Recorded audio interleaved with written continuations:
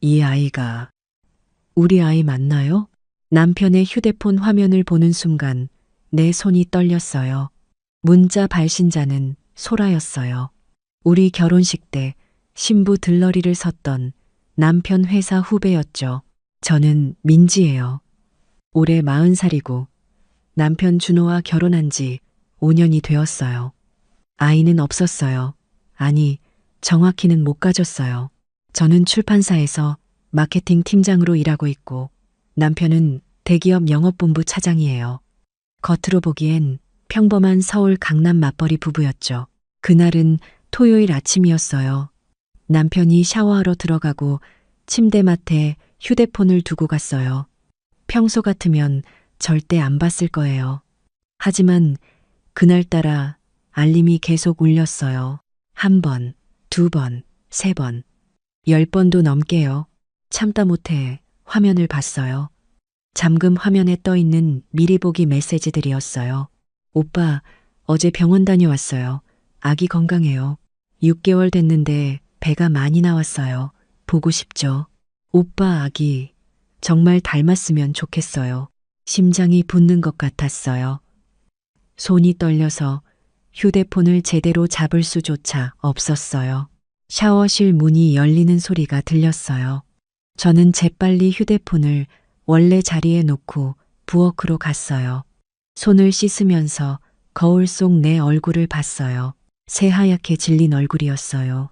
여보, 커피 마실래? 제 목소리가 떨리지 않게 하려고 최대한 노력했어요. 응, 고마워. 오늘 회사 잠깐 나가야 해. 토요일인데 회사라니요.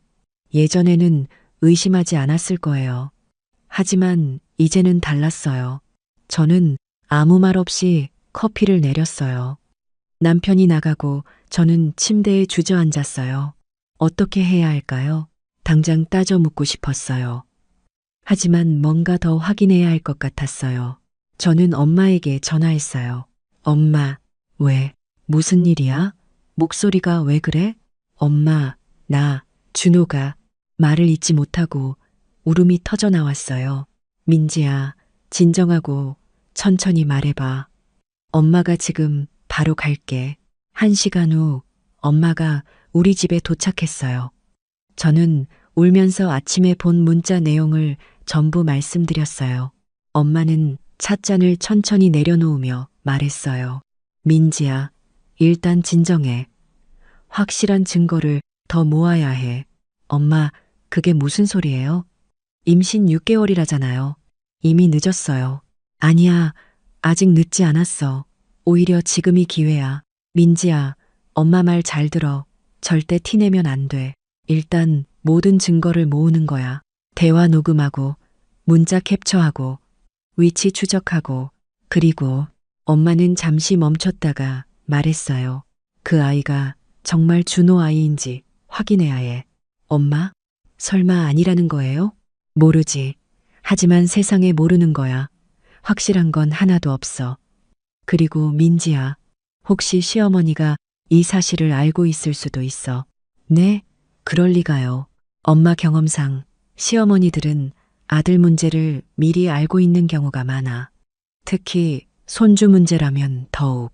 엄마 말이 맞았어요. 다음 주 월요일 시어머니에게서 전화가 왔어요. 민지야, 저녁에 시간 있니? 집에 좀 들러라. 이상했어요. 평소에는 절대 먼저 연락하지 않으시는 분인데요. 저는 퇴근 후 시댁에 갔어요. 시어머니는 거실 소파에 앉아 계셨어요. 평소와 다르게 표정이 심각했어요. 앉아라. 저는 긴장하며 앉았어요. 민지야, 너 요즘 준호한테 소홀하지 않니? 네? 무슨 말씀이세요? 결혼한 지 5년이나 됐는데 아직도 아이가 없잖니. 남자들은 원래 그래. 집에서 채워지지 않으면 밖에서 채우려고 하는 거야. 가슴이 철렁 내려앉았어요. 설마 알고 계신 건가요? 어머니, 그게 무슨... 알아. 준호가 밖에서 뭐 하는지 엄마가 다 알아. 그리고 그 여자가 임신한 것도 머리가 멍해졌어요. 정말 알고 계셨어요. 어머니, 그럼 왜 저한테 아무 말씀도 안 하셨어요? 뭐하러 말해. 어차피 너도 모른 척하고 지내야 할 일인데. 네? 민지야, 세상 살다 보면 그럴 수도 있는 거야. 남자들 다 그래. 중요한 건 그 아이가 우리 핏줄인지 아닌지야. 일단 아이가 태어날 때까지 기다려. 그리고 유전자 검사에서 우리 손주가 맞으면 그때는 민진이가 그 아이를 받아들여야지. 어머니, 제가 왜 남편이 바람 피워서 낳은 아이를 받아들여야 하는데요? 그게 며느리 도리지. 그리고 넌 어차피 아이 못 낳잖아. 이것도 인연이야. 손주를 얻는 거라고 생각해. 믿을 수가 없었어요. 이게 지금 사람이 할 말인가요? 어머니, 저는 그렇게 못합니다. 민지야, 네가 이혼하고 싶어. 네 나이가 벌써 40이야. 이혼하면 재혼하기도 어렵고 경제적으로도 힘들어질 텐데 그냥 참고 살아. 엄마가 다 겪어봐서 아는데 시간 지나면 다 괜찮아져. 저는 아무 말도 할 수 없었어요. 그냥 일어나서 나왔어요. 차 안에서 엄마에게 전화했어요. 엄마, 시어머니가 다 알고 있었어요. 그리고 저한테 그 아이를 받아들이래요. 엄마는 잠시 침묵하더니 말했어요. 그럴 줄 알았어. 민지야, 이제 준비할 시간이야. 오늘부터 모든 대화는 녹음해.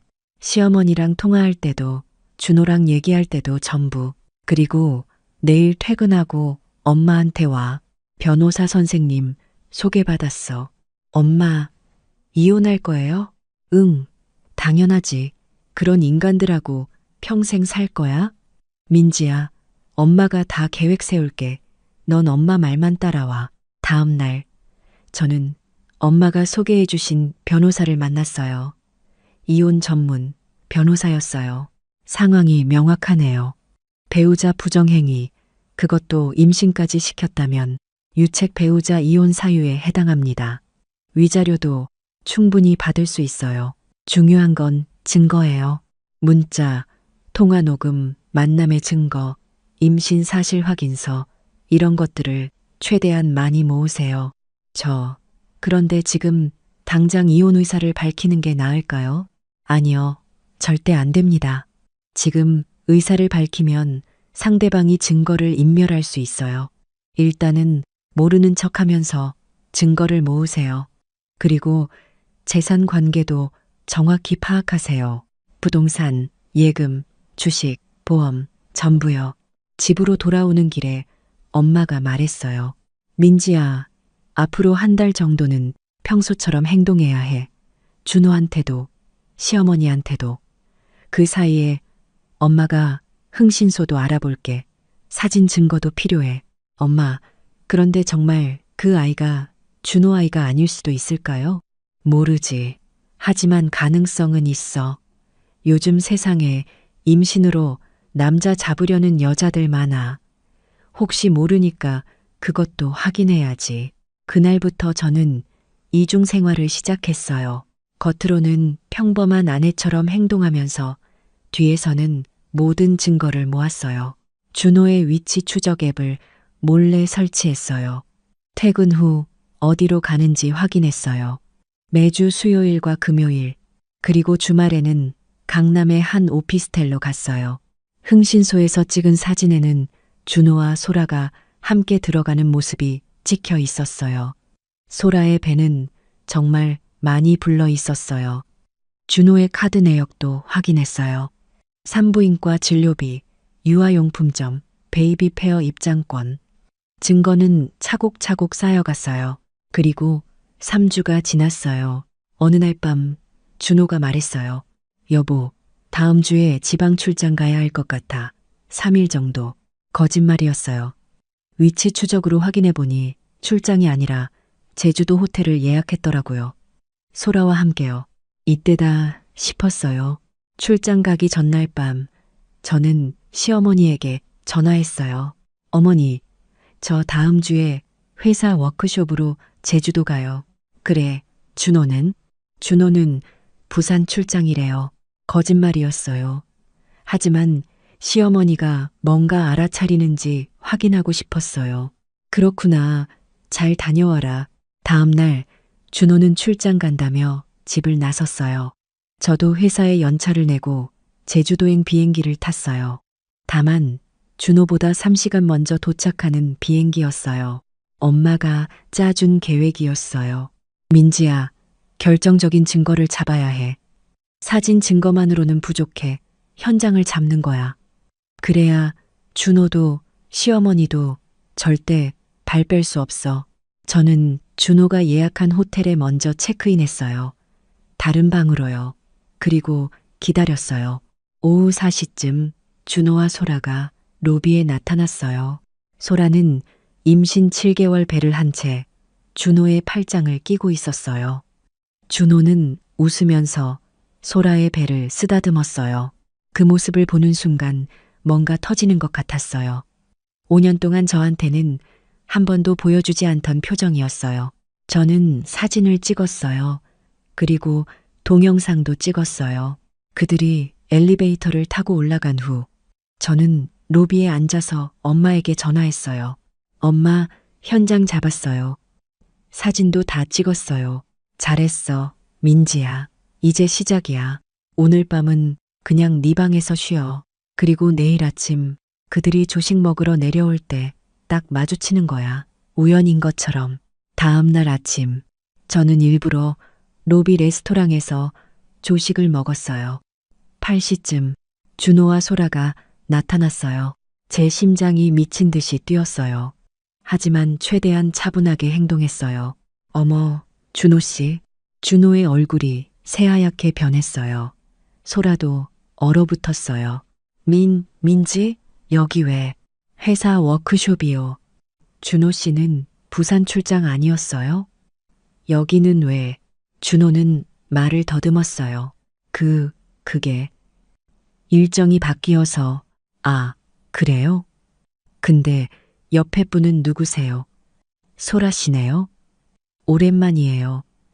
우리 결혼식 때 들러리 섰었죠? 소라는 아무 말도 못하고 준호 뒤에 숨었어요. 소라 씨, 배가 많이 불렀네요. 축하드려요. 근데 남편은요? 같이 안 왔어요? 저는, 혹시 준호 씨가 아빠예요? 침묵이 흘렀어요. 저는 웃으면서 말했어요. 농담이에요. 설마 그럴 리가요. 그럼 저는 일정이 있어서 먼저 갈게요. 잘 계세요. 저는 차분하게 자리를 떠났어요. 하지만 엘리베이터 문이 닫히는 순간 눈물이 쏟아졌어요. 방으로 돌아와서 엄마에게 전화했어요. 엄마, 끝났어요. 잘했어, 민지야. 이제 집으로 와. 그리고 마지막 단계야. 서울로 돌아온 저는 준호보다 먼저 집에 도착했어요. 평소처럼 저녁을 준비하고 있었어요. 저녁 8시쯤 준호가 집에 들어왔어요. 얼굴이 창백했어요. 여보, 다녀왔어요? 저녁 먹어요? 민지야, 미안해. 내가. 뭐가요? 제주도에서. 그게.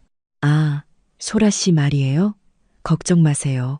저 아무것도 몰라요. 준호는 당황한 표정으로 저를 봤어요. 저는 남편이 3년 동안 바람 피운 것도 몰라요. 소라 씨가 임신 7개월인 것도 몰라요. 그리고 시어머니가 그 아이를 손주로 받아들이라고 한 것도 전혀 몰라요. 준호는 그 자리에 얼어붙었어요. 다 알고 있었어요. 한 달 전부터요. 그리고 모든 증거도 다 모았어요. 문자, 통화, 녹음, 사진, 동영상, 카드 내역, 위치 기록, 전부요. 민지야, 내일 오전 10시에 변호사 사무실에서 만나요. 주소는 문자로 보낼게요. 이혼 합의서 작성할 거예요. 그날 밤 준호는 계속 사과했어요. 무릎까지 꿇었어요. 하지만 저는 아무 대답도 하지 않았어요. 다음 날 새벽 5시 시어머니에게서 전화가 왔어요. 민지야, 지금 무슨 짓이야? 준호한테 이혼하자고 했다며? 네, 어머니, 당연히 해야죠. 미친 거 아니야? 내가 지난번에 뭐라고 했어. 모르는 척 하라고 했잖아. 저는 모르는 척하며 살 수 없어요. 민지야, 정신 차려. 네 나이 생각 안 해? 40이야, 40. 이혼하면 너 혼자 어떻게 살려고? 혼자 사는 게 남편 바람기 감당하며 사는 것보다 나아요. 야, 손주 생각은 안 해? 그 아이가 우리 핏줄이면 어떻게 하려고? 어머니, 유전자 검사해 보세요. 아마 어머니 핏줄 아닐 거예요. 뭐, 소라 씨, 준호 오빠만 만난 거 아니에요. 흥신소 보고서에 다 나와 있어요. 거짓말이었어요. 하지만 시어머니를 흔들어 놓고 싶었어요. 그게 무슨, 어머니, 저는 오전에 변호사 만나러 가야 해서 끊을게요. 전화를 끊었어요. 그때부터였어요. 전화가 미친 듯이 오기 시작한 거요. 오전 8시부터 밤 12시까지 시댁에서 전화가 쏟아졌어요. 시어머니, 시아버지, 남편, 시누이, 시댁 친척들, 친구들, 첫날 62통, 둘째 날 72통, 이틀 동안 총 134통의 전화가 왔어요. 처음에는 받지 않았어요. 하지만 엄마가 말했어요. 민지야, 받아. 그리고 녹음해. 그 사람들이 뭐라고 하는지 다 증거로 남겨야 해. 그래서 저는 받기 시작했어요. 첫 번째 전화, 시어머니였어요. 민지야, 제발 생각 좀 해봐. 이혼은 안 돼. 왜요? 우리 집안 체면이 어떻게 돼? 동네 사람들이 뭐라고 하겠어. 어머니 체면이 저보다 중요하세요. 당연하지. 우리 집안이 얼마나 좋은 집안인데. 15번째 전화, 준호였어요. 민지야, 내가 잘못했어. 다시 시작하자. 소라하고는 정리할게. 그 아이는요? 그건 태어나면 어떻게 할 건데요? 민지야, 우리가 같이 키우면 안 될까? 미쳤어요? 27번째 전화, 다시 시어머니였어요. 민지야, 너 정말 이혼할 거야? 네, 좋아, 이혼해. 대신 위자료 한 푼도 못 받을 줄 알아. 변호사 선생님이 3억은 받을 수 있대요. 뭐, 3억? 우리한테 그런 돈 없어. 그럼 집 팔면 되겠네요. 어머니 명의 집 말이에요. 뭐라고? 그 집은 내 집이야. 준호 오빠 명의로 되어 있잖아요. 공동 재산이에요. 45번째 전화, 신우이였어요. 올케 언니, 진짜 이혼할 거예요? 응, 하리. 그럼 오빠 인생 망치는 거 알아요? 오빠가 먼저 내 인생 망쳤는 걸 올케 언니가 아이를 못 낳아서 오빠가 밖에서 만든 거잖아요. 그게 바람필 이유가 돼? 58번째 전화, 또 시어머니였어요. 이번엔 울고 있었어요. 민지야, 엄마가 잘못했어. 제발 용서해줘. 다시 생각해봐. 어머니, 저번에는 제 체면보다 어머니 체면이 더 중요하다고 하셨잖아요. 미안해. 엄마가 잘못 생각했어. 민지, 네 마음이 제일 중요해. 이제 와서 그런 말씀하지 마세요. 이미 늦었어요. 72번째 전화, 준호 회사 상사였어요. 사모님, 저 준호 본부장입니다. 준호 일 때문에 전화드렸습니다. 네? 준호가 요즘 일을 제대로 못하고 있습니다. 사모님이 좀 도와주셨으면 합니다. 제가 왜 도와드려야 하죠? 부부싸움은 칼로 물베기라고 금방 풀리는 거 아닙니까? 이건 부부싸움이 아니에요. 남편이 바람 피워서 아이까지 만들었어요. 그건 제가 몰랐던 부분이네요. 죄송합니다. 전화가 끊겼어요. 다음 날 엄마에게서 전화가 왔어요. 민지야, 소라 쪽에서 연락 왔어. 네, 소라 씨가요?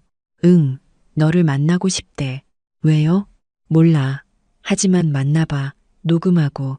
다음 날 저는 소라를 만났어요. 카페에서였어요. 소라는 배가 많이 불러 있었어요. 얼굴은 많이 상해 있었어요. 언니, 할 말이 뭐예요? 죄송해요. 정말 죄송해요. 그게 다예요? 언니, 준호 오빠가 이혼하면 저랑 결혼할 줄 알았어요. 그런데 지금은 뭐요? 지금은 전화도 안 받고 만나주지도 않아요. 돈도 안 보내줘요. 병원비도 제가 다 내고 있어요. 그래서요? 언니, 제발 이혼하지 말아주세요. 그럼 준호 오빠가 저한테 다시 올 거예요. 믿을 수가 없었어요. 소라 씨, 지금 무슨 말 하는 거예요? 언니가 이혼하면 저는 아무것도 못 받아요. 하지만 언니가 이혼 안 하면 준호 오빠가 저를 책임질 거예요. 미쳤네요. 언니 제발요. 이 아이는 죄가 없어요. 그 아이는 준호 씨 아이 맞아요? 소라는 고개를 숙였어요. 모르겠어요. 뭐라고요? 저 그때 준호 오빠만 만난 게 아니었어요. 다른 사람도. 누구요? 회사 부장님이요. 저는 정규직 되고 싶었고 부장님이 도와준다고 해서 더 이상 듣고 싶지 않았어요. 저는 자리에서 일어났어요.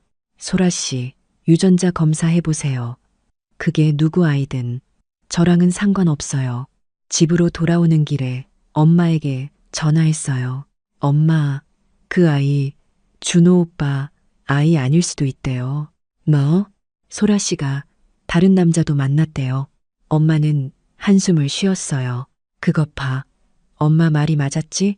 세상에는 모르는 게 많아. 그날 밤 준호한테서 100번째 전화가 왔어요. 민지야, 소라가 나한테 이상한 말을 했어. 그 아이가 내 아이가 아닐 수도 있대. 알아요. 민지야, 그럼 우리 다시 시작할 수 있는 거 아니야? 안 돼요. 왜? 내 아이도 아닌데. 그게 중요한 게 아니에요. 오빠가 바람을 피웠다는 게 중요한 거예요. 그리고 시어머니도 오빠도 아무도 저를 생각하지 않았다는 게 중요해요. 118번째 전화. 시어머니였어요. 이번엔 완전히 달라져 있었어요. 민지야, 제발 한 번만 더 생각해봐. 엄마가 잘못했어. 다 엄마 잘못이야. 준호한테 혼내줄게. 소라한테도 찾아가서 욕해줄게. 그러니까 제발 이혼은 하지 마. 어머니, 이미 결정했어요. 민지야, 집은 어떡하려고. 우리 집 팔면 나는 어디서 살아. 그건 어머니 문제예요.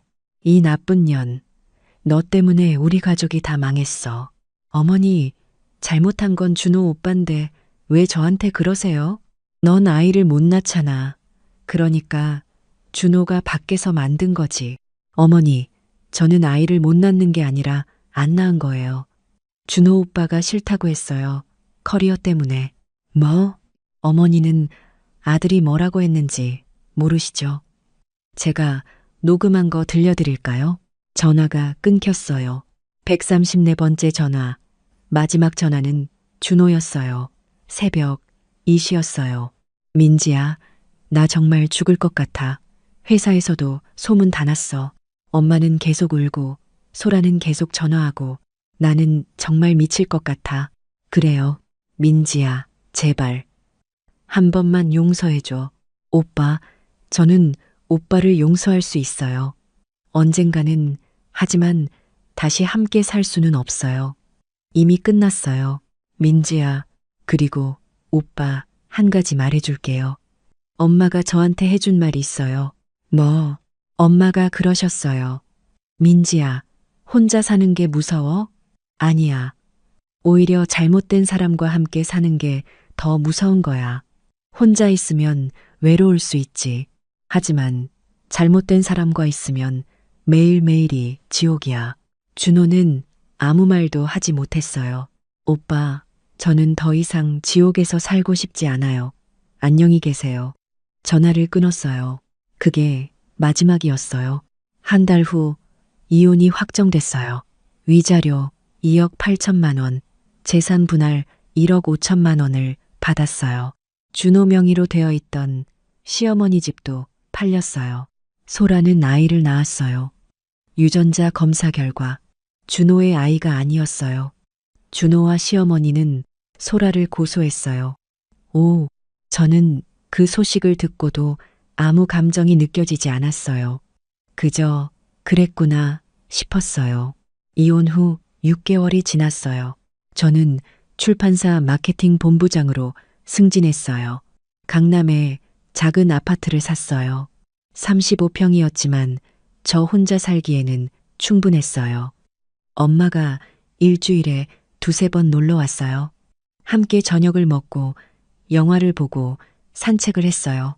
민지야, 행복해? 응, 엄마, 진짜 행복해. 다행이다.